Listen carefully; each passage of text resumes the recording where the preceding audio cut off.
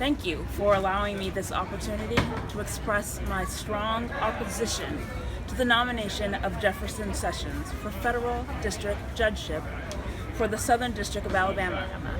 My long-standing commitment, which I shared with my husband, Martin, to protect and enhance the rights of Black Americans, rights which include equal access to the democratic process, compels me to testify today. Civil rights leaders, including my husband and Albert Turner, have fought long and hard to achieve free and unfettered access to the ballot box. Mr. Sessions has used the awesome power of his office to chill the free exercise of the vote by Black citizens in the districts he now seeks to serve as federal judge. This simply cannot be allowed to happen. Mr. Sessions' conduct as a U.S. attorney, from his politically motivated voting fraud prosecutions to his indifference towards criminal violations of civil rights laws, indicates that he lacks the temperament, fairness, and judgment to be a federal judge. The Voting Rights Act was, and still is, vitally important to the future of democracy in the United States. I was privileged to join Martin and many others during the Selma to Montgomery March for voting rights in 1965. Martin was particularly impressed by the determination to get the franchise of Blacks in Selma and neighboring Perry County. As he wrote, certainly no community in the history of the Negro struggle has responded with the enthusiasm of Selma and her neighboring town of Marion. Where Birmingham depended largely upon students and unemployed adults to participate in nonviolent protests of the denial of the franchise, Selma has involved fully 10% of the Negro population in active demonstrations, and at least half of the Negro population of Marion was arrested on one day. Martin was referring, of course, to a group that included the defendants recently prosecuted for assisting elderly and illiterate Blacks to exercise that franchise. In fact, Martin anticipated from the depth of their commitment 20 years ago that a united political organization would remain in Perry County long after the other marchers had left. This organization, the Perry County Civic League, started by Mr. Turner, Mr. Hogue, and others, as Martin predicted, continue to direct the drive for votes and other rights. In the years since the Voting Rights Act was passed, Black Americans in Marion, Selma, and elsewhere have made important strides in their struggle to participate actively in the electoral process. The number of Blacks registered to vote in key southern states has doubled since 1965. This would not have been possible without the Voting Rights Act. However, Blacks still fall far short of having equal participation in the electoral process. Particularly in the South, efforts continue to be made to deny Blacks access to the polls, even where Blacks constitute the majority of the voters. It has been a long, uphill struggle to keep alive the vital legislation that protects the most fundamental right to vote. A person who has exhibited so much hostility to the enforcement of those laws, and thus to the exercise of those rights by Black people, should not be elevated to the federal bench. The irony of Mr. Sessions' nomination is that if confirmed, he will be given life tenure for doing with the federal prosecution what the local sheriffs accomplished 20 years ago with clubs and cattle prods. 20 years ago, when we marched from Selma to Montgomery, the fear of voting was real, as the broken bones and bloody heads in Selma and Marion bore witness. As my husband wrote at the time, it was not just a sick imagination that conjured up the vision of a public official sworn to uphold the law who forced an inhuman march upon hundreds of Negro children. Who ordered the Reverend James Bevel to be chained to his sick bed, who clubbed a Negro woman registered, and who carelessly inflicted repeated brutalities and indignities upon nonviolent Negroes peacefully petitioning for their constitutional right to vote. Free exercise of voting rights is so fundamental to American democracy that we cannot tolerate any form of infringement of those rights. Of all the groups who have been disenfranchised in our nation's history, none has struggled longer or suffered more in an attempt to win the vote than Black citizens. No group has had access to the ballot box, denied so persistently and intently.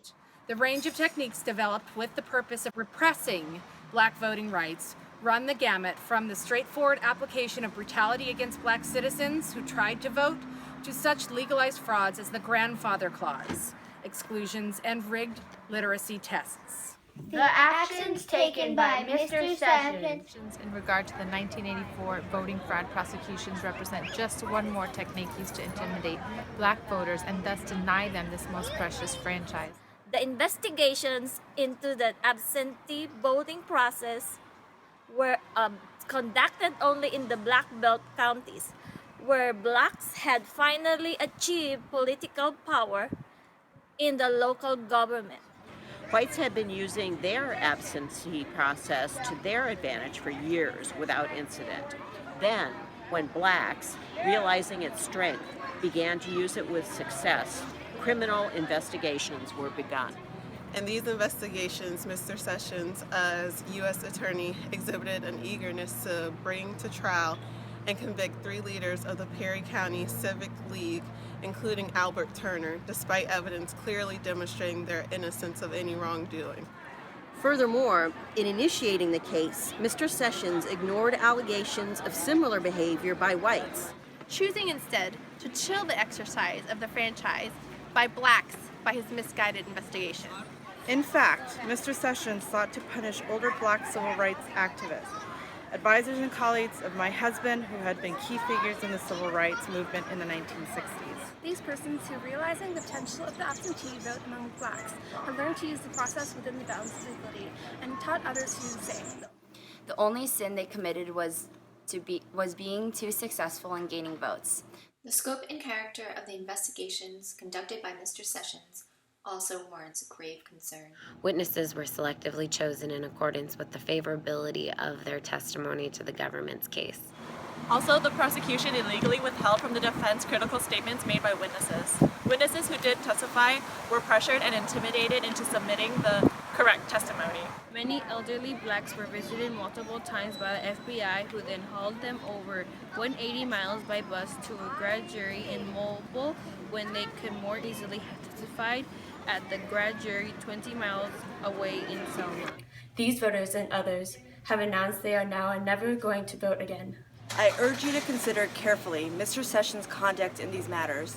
Such a review, I believe, raises serious questions about his commitment to the protection of the voting rights of all American citizens and consequently his fair and unbiased judgment regarding this fundamental right.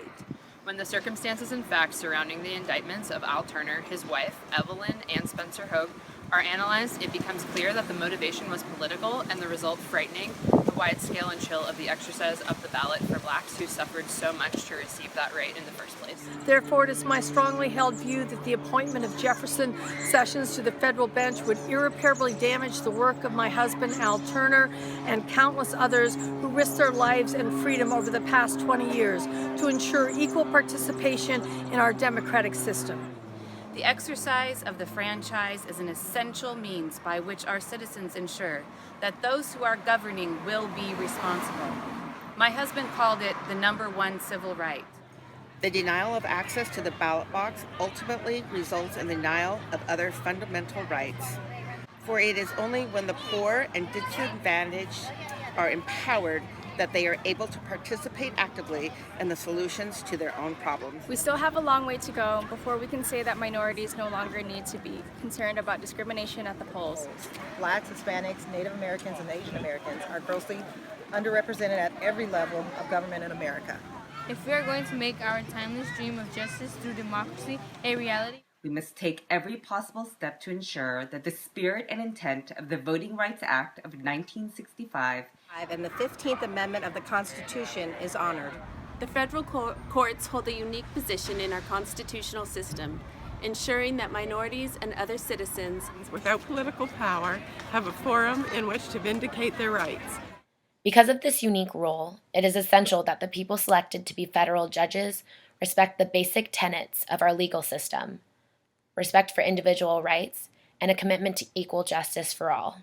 The integrity of the courts, and thus the rights they protect, can only be maintained if citizens feel confident that those selected as federal judges will be able to judge with fairness others holding different views. I do not believe Jefferson Sessions possesses the requisite judgment, competence, and sensitivity to the rights guaranteed by the federal civil rights laws to qualify for appointment to the federal district court. Based on his record, I believe his confirmation would have a devastating effect on not only the judicial system in Alabama, but also on the progress we have made everywhere towards fulfilling my husband's dream that he envisioned over 20 years ago. I therefore urge the Senate Judiciary Committee to deny his confirmation. Thank you for allowing me to share my views.